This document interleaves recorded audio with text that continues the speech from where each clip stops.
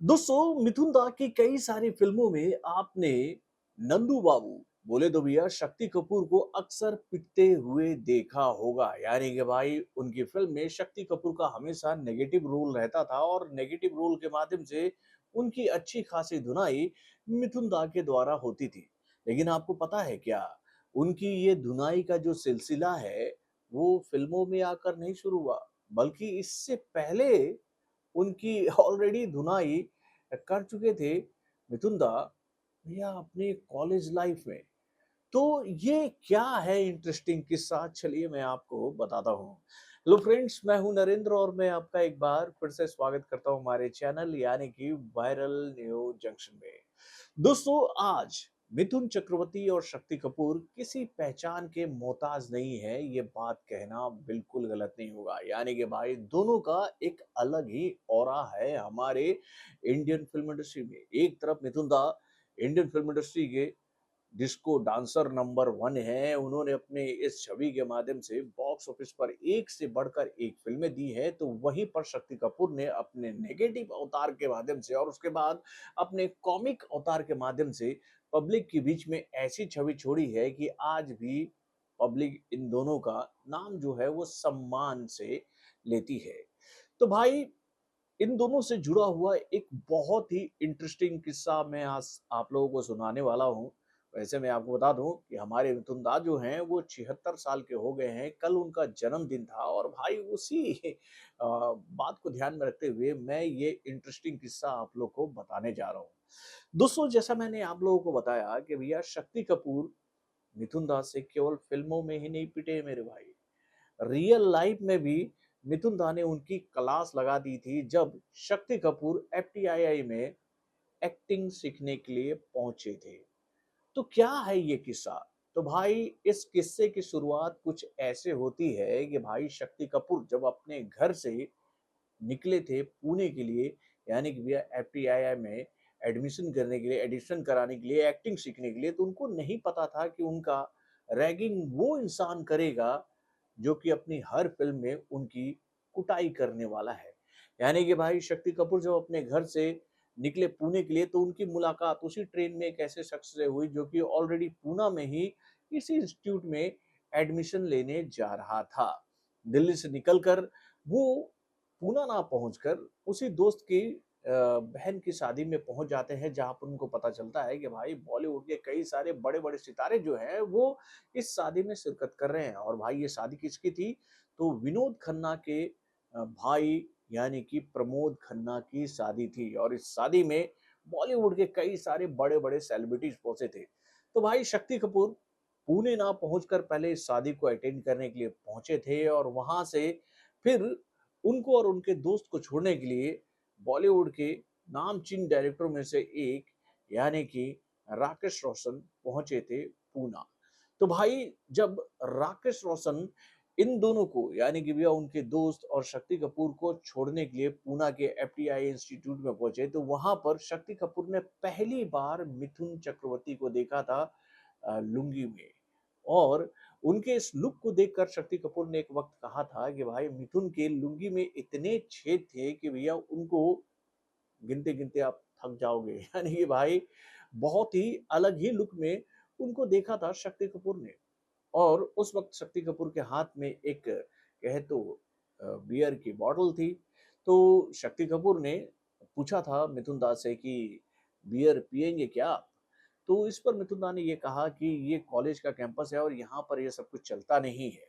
तो भाई ये सारा इंसिडेंट हुआ और उसके बाद राकेश रोशन और प्रमोद खन्ना जो कि भैया शक्ति कपूर और उनके दोस्त को छोड़ने के लिए पूना इंस्टीट्यूट पहुंचे थे, तो वो इन दोनों को छोड़कर जब निकल गए तो उसके बाद शक्ति कपूर को जब ये बात छोड़कर जब निकल गए तो भैया उसके बाद मिथुन चक्रवर्ती को ये बात पता चली कि भैया शक्ति कपूर और उनके दोस्त जो हैं वो इस कॉलेज में एडमिशन लेने के लिए आए हैं, यानी कि भैया ये इन लोगों से जूनियर है। और उसके बाद शक्ति कपूर की जो मिथुन दा ने क्लास लगाई यानी कि भैया जो रैगिंग किया था, उस रैगिंग की वजह से शक्ति कपूर ने खुद ही एक इंटरव्यू में कहा था कि वो रोने लगे थे लिटरली। यानी कि भैया मिथुन दा ने रैगिंग के नाम पर उनके बाल मुंडवा दिए थे मेरे भाई। और जब शक्ति कपूर के साथ ये सब कुछ हुआ और शक्ति कपूर इस बात से घबरा कर रोने लगे तो आगे बढ़कर मिथुन दा ने ही उनको बचाया और वहाँ सर अपने दोस्तों के से दूर लेकर गए और इस तरह से शक्ति कपूर और मिथुन की दोस्ती पुणे इंस्टीट्यूट में हुई, जो कि आगे चलकर हमें या बॉलीवुड की कई सारी फ़िल्मों भी देखने को मिली। यानी कि भाई जो कहे तो क्लास लगाने की शुरुआत मिथुन दा ने शक्ति कपूर की कॉलेज के दिनों में की थी, वही क्लास उन्होंने अपनी हर एक फ़िल्म में शक्ति कपूर की लगाई, जब शक्ति कपूर उनके सामने नेगेटिव रोल करते नज़र आए। तो दोस्तों, मिथुन दा के ऐसे कई सारे किस्से हैं जिसको सुनकर हम ये बात कह सकते हैं कि मिथुन दा आज जिस मुकाम पर पहुंचे हैं, वहां पर पहुंचने के लिए उनको काफी मेहनत मशक्कत करनी पड़ी थी मेरे भाई। एक वक्त मिथुन दा ने ये बात बताई थी कि जब वो फिल्म इंडस्ट्री में स्ट्रगल कर रहे थे तो उनको उनके दोस्त ने घर से निकाल दिया था, जिनके घर पे वो रहते थे। और जब वो घर से बाहर निकाल दिए गए तो उनको भैया रहने के लिए काफ़ी स्ट्रगल करने पड़ा था। वो पानी की टंकी में छुप कर रहा करते थे, इस बात से कि भैया कहीं सिक्योरिटी गार्ड उनको देख लिए और वो उनको यहाँ से भगा ना दे। टॉयलेट करने के लिए वो एक जिम में जाते थे, जहाँ पर जिम ओनर ने उनसे एक शर्त रखी थी कि अगर तुमको यहाँ आकर टॉयलेट करना है तो तुम्हें टॉयलेट क्लीन करना पड़ेगा। भाई आज के डेट में हम सब ये बात सोचते हैं ना कि भैया ये बॉलीवुड के बड़े-बड़े सितारे आज इस मुकाम पर पहुँचे हैं तो कैसे पहुँचे हैं? तो भैया इसके पीछे एक लंबी कहानी रही है उन लोगों की जिन्होंने बाहर से आकर बॉलीवुड के मार्केट में अपनी पहचान बनाई थी। दोस्तों, शुरुआती दिनों में मिथुन दा जो थे वो इतने फेयर नहीं हुआ करते थे मेरे भाई। उनका जो कलर था वो सांवला था, वो कहे तो इतना अट्रैक्टिव लुक वाले नहीं थे और इसकी वजह से उनकी खिंचाई भी हुआ करती थी। जब वो कॉलेज में पढ़ते थे तो उस वक्त उनकी क्लासमेट हुआ करती थी शबाना आज़मी, जो कि भैया उनको चिढ़ाया करती थी हमेशा उनके कलर को लेकर। और इस बात की शिकायत मिथुन दा ने उनकी माता से भी किया था कि देखिए आपकी बेटी जो है वो मेरे कलर को लेकर हमेशा कमेंट पास करती है, जिस पर शबाना आज़मी की माँ ने उनसे ये बात कही थी कि कलर कोई मैटर नहीं करता है, तुम अपने अनुभव से अपने बेहतरीन कहे तो एक्टिंग के माध्यम से कोई भी मुकाम हासिल कर सकते हो। और ये बात मिथुन दा ने साबित करके भी दिखाई जब उन्होंने अपने पहली फिल्म के माध्यम से ही नेशनल अवार्ड जीत लिया था। मैं बात कर रहा हूँ मृग्या मूवी की। और भाई इस फ़िल्म के अवार्ड को जीतने के बाद मिथुन दा के साथ में एक और बहुत बड़ा इंसिडेंट हुआ था कि भैया उनके पास इस अवार्ड को हासिल करने के लिए पैसे नहीं थे। यानी कि भैया ये अवार्ड फंक्शन जो था वो दिल्ली में हो रहा था और दिल्ली जाने के लिए मिथुन दा के पास पैसे नहीं थे। और उस वक़्त मिथुन दा की मदद किसने की थी? तो रेखा ने की थी। यानी कि जब रेखा को ये बात पता चली कि मिथुन को नेशनल अवार्ड मिलने वाला है लेकिन उसके पास पैसे नहीं है और वो दिल्ली नहीं जा पा रहा है, तो उस वक़्त रेखा ने मिथुन दा को अपना स्पॉट बॉय बनाकर अपने साथ दिल्ली लेके गई थी, क्योंकि रेखा की उस वक़्त एक फ़िल्म की शूटिंग चल रही थी दिल्ली में। और रेखा ने खुद मिथुन दा का फ्लाइट टिकट कटवाया था और इस तरह से मिथुन दा जो थे, वो पहुँचे थे उस अवार्ड फंक्शन में जहाँ पर उनको उनकी पहली फ़िल्म के लिए ही अवार्ड मिला था मेरे भाई।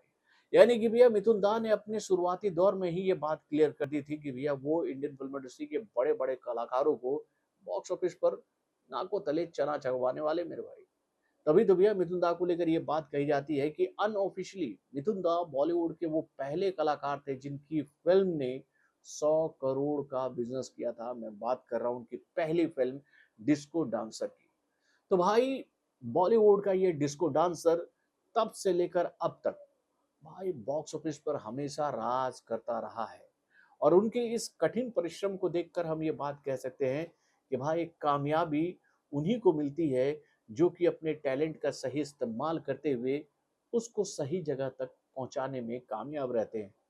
और उस रास्ते में उनके सामने चाहे कितनी भी बाधाएं क्यों ना आए, अगर वो उन बाधाओं को हंसते हुए पार कर जाते हैं तो भैया फिर दुनिया ऐसे लोगों के सामने झुकती है। और ये बात मिथुन दा ने साबित करके दिखाई है। तो एक बार फिर से मैं आप सभी से यही अपील करूंगा कि बॉलीवुड के इस लेजेंड कलाकार यानी कि मिथुन दा को उनके जन्मदिन की बधाई देना ना भूलिएगा और भगवान से यही प्रार्थना कीजिएगा कि मिथुन दा जिए हजारों साल और वो अपनी आने वाली हर एक फिल्म के माध्यम से हम सभी का एंटरटेनमेंट जो है वो हमेशा करते रहे। तो बॉलीवुड से जुड़े और भी कई सारे खबरों को जानने के लिए हमारे चैनल यानी कि वायरल न्यूज जंक्शन को लाइक सब्सक्राइब करना ना भूलिएगा और हमारे अपडेट्स को जानने के लिए बेल आइकन को जरूर दबाइएगा।